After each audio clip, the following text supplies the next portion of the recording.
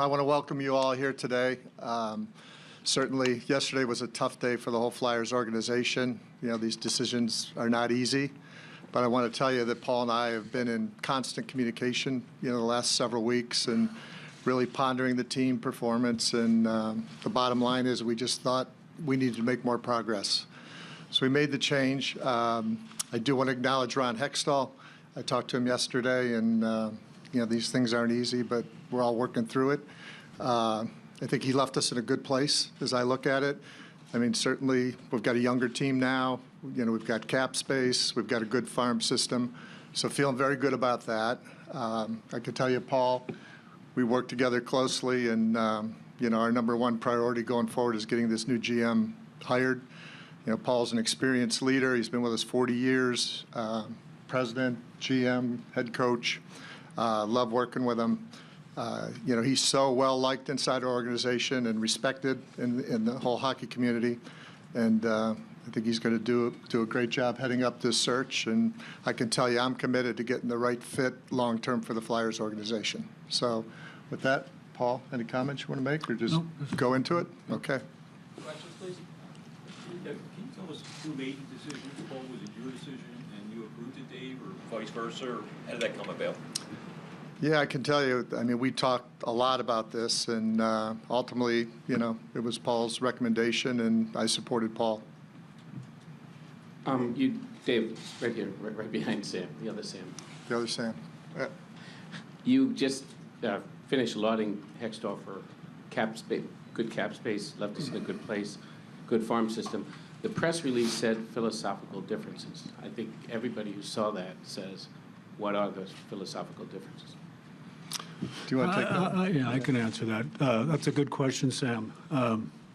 Obviously, there's a lot of ways you can go with that, but ultimately, I'll echo what Dave said about Hexie. Hexie in his time as general manager has put this organization in a good spot. With the young players that are in place right now on our farm system, our prospect cupboard is full. There's cap space, which is always a good thing.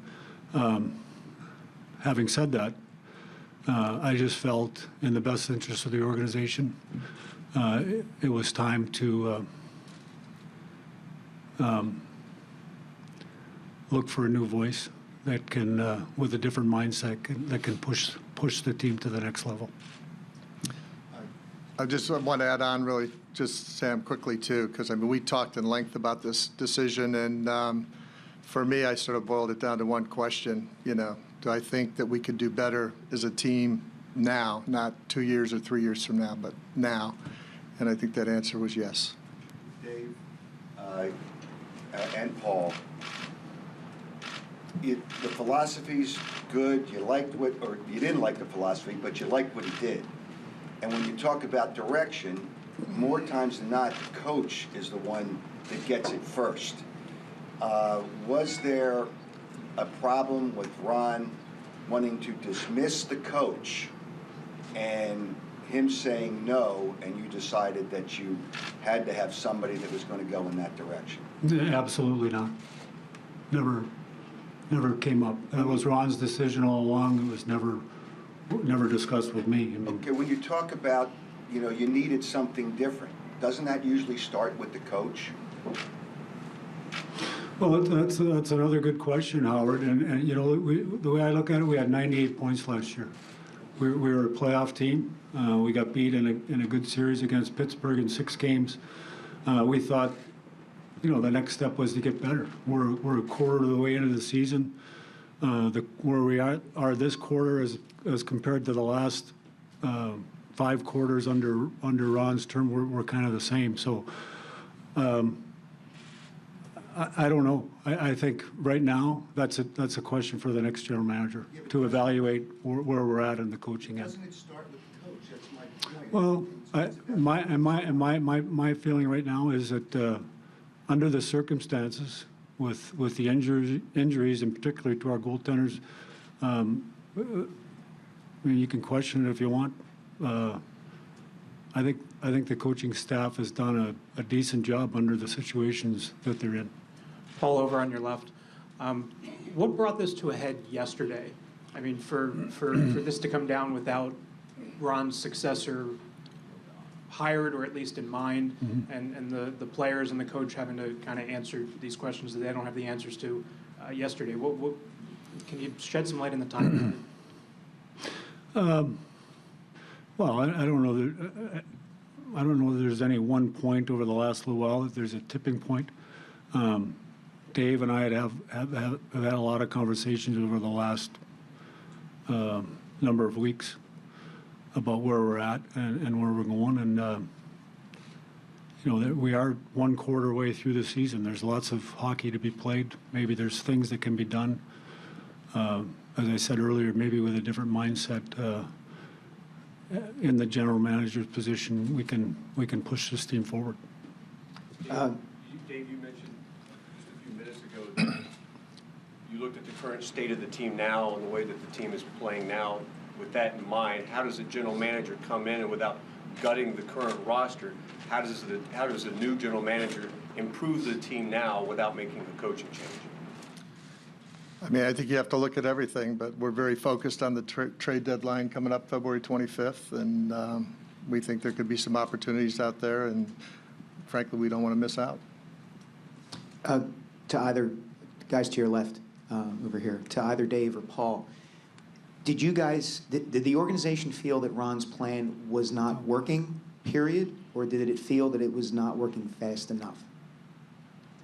Well, thanks, Mike. That, you know, I mean, both of us have echoed how well or how good a position Ron's put the organization in.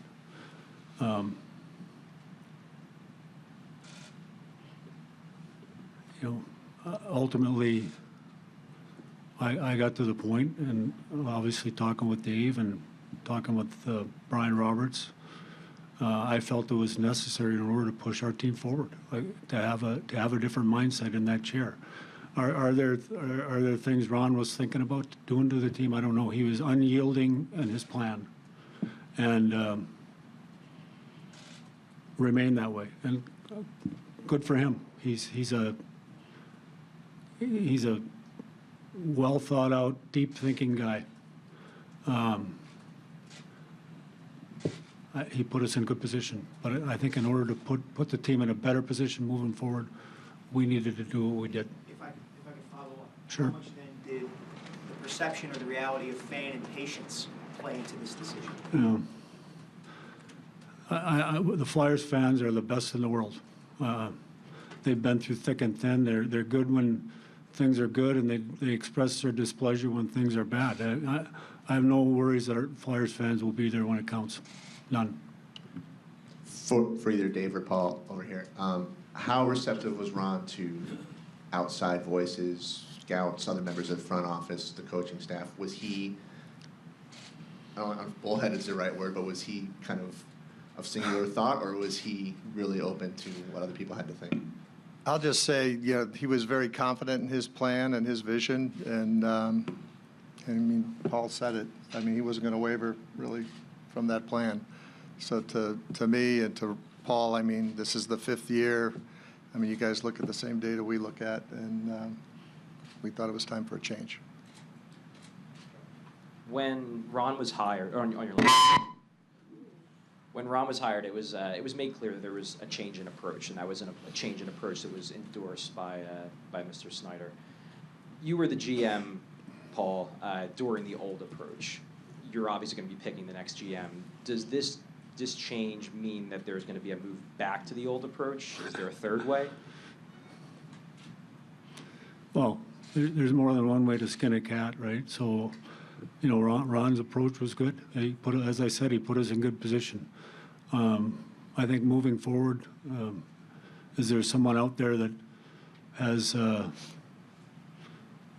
fresh look upon things? You know, I think any hockey guy can look at the Flyers right now and see just what we're talking about. There's a lot of good young players on the team. There's some really good older players. We have a good team. We have a lot of good players. Are there things the new guy coming in can look at and say, I can add a couple pieces that can really help the team now and for the, I don't know. That's going to be up to the new GM. But I don't know if I'm answering your question, but you know, if you look at the difference between Ron and I, and we had a lot of debate, I mean, you kind of said it. I was an aggressive guy, and Ron was more of a deep thought out. I think both approaches have qualities, good qualities. Both approaches probably have bad qualities when you get down, when you drill right down to it. But you know, we're not here we're here today to do what's right in my mind, and I think in Dave's mind, what's right for the organization. We now are in the process of moving forward. Usually a new GM likes to bring in his own coach, and I brought that up to Dave Hextall yesterday, and he acknowledged that, yeah, that's usually the case. So what did you tell him as far as, you know, his future with this team, given the current situation? Well, he knows that we're going to look for a GM, obviously, and you know, all I could offer to Dave yesterday was my support, and I said if there's anything I can do to help you do your job better, please feel free to come and talk to me about it. Talked a little bit about his staff moving forward. That was about it. I mean, he knows. I mean, look at the players know, the coaches know, we all know. It's about winning, and we haven't been winning enough games lately, and we need to get back to work. This is for Paul or Dave, right over here. When you do go out and find that new voice, find that new general manager, what are you looking for on that checklist? What is most important? What qualities are you looking for right now? You know, that's a difficult one to answer. It really is, and you know, we're going to go through a thorough process and talk to candidates. I said earlier, fresh outlook, fresh approach. I don't know how to explain it any more than that.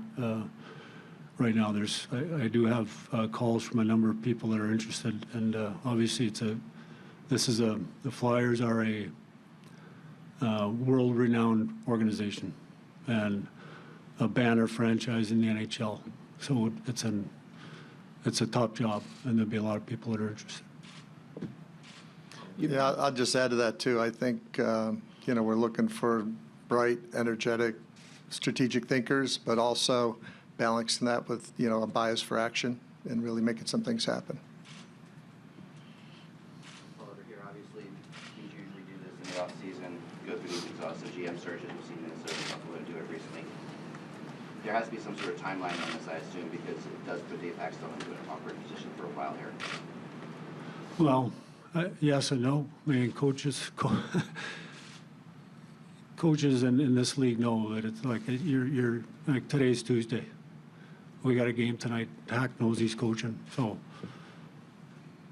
But Any timeline though, as far as how long are you? well, you know, I've made some calls. I don't have anything set up to speak of right now, but I might by later on today.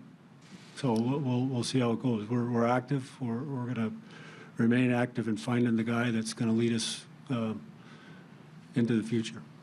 I can tell you just our goal is weeks, not months. And, you know, I mean, we want to get the right fit, but it's a full court press.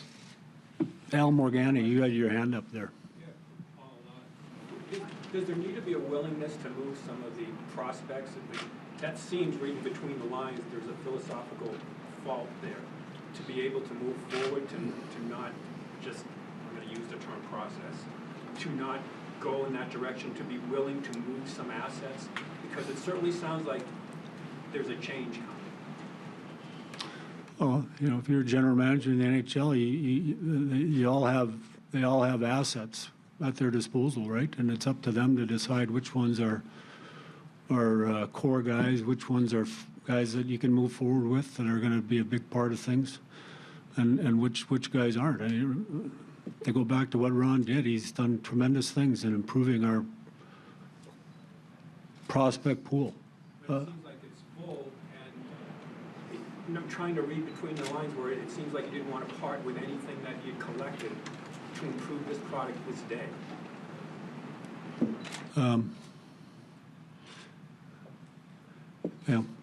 whoever the GM is, Al has a lot at his disposal.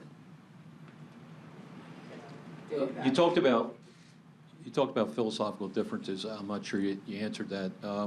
Was the philosophical differences the fact that you wanted a trade to be made and it wasn't made, or was it you guys wanted Carter Hart up here? Can you shed a little bit of light on that?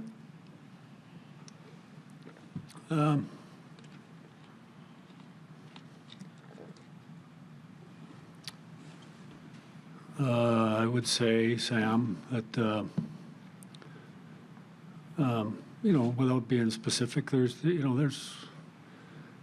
when I say Ron, and give him credit, he was unyielding in his approach, unyielding. Are there things I don't know. Are there things he could have done to make the team better today? I don't know that. But I think he had his plans and he was sticking to them. You can slice and dice that any way you want. There's some things that I'm not going to disclose because they're proprietary information. That's what it is, and I'll leave it at that. I sort of believe Ron. I'm in line with Ron's thinking on Carter Hart. Is there a time during this year where you'd bring him up and take a look at? I don't know. Maybe. I think Ron was probably along those same lines. Maybe, but to put him in. We're 20 games into the season. I don't know if we're at that point yet. Two more questions, I'll please. piggyback off that. Was there a feeling that, and I don't know if neglect is the right word, but didn't best serve the interest of the current core in trying to put them in the best position to win right now?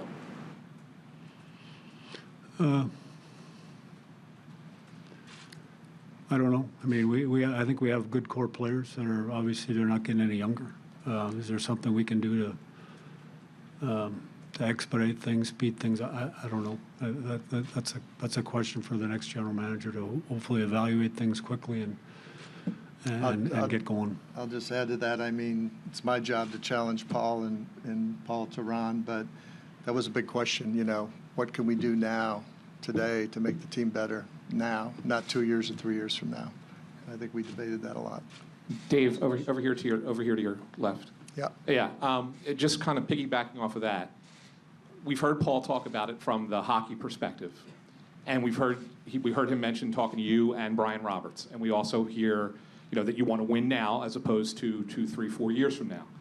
How much of this decision then is based on the business side of the organization as opposed to just the hockey side of the organization when you see a reduction in attendance, for example? Yeah, I mean, to me, they go hand in hand. It's all about winning, whether it's in business or the hockey team, and getting deep in the playoffs and winning the cup. I mean, that's what we're all after. So I personally feel our fans deserve better. I think we have great fans, and they've been patient. And my vision is, we'll invest everything we have to, and we'll look at every opportunity to make it better. But this is about winning hockey games. We'll take one more question, and then we'll break off for shots. After the 2016-17 season, when you missed the playoffs, you said it was one of the best years the Flyers have had from a business perspective. Has that changed at all, and did that impact this decision at all? On the business side, we have so much going on right now with the transformation, and if you've toured our facility, I think there's a lot of excitement about that. But at the same time, you need to win hockey games too. So we feel pretty good. I mean, our attendance is good. We get all the league reports. I think a lot of other teams would like to be in our position, but could it be better? Sure.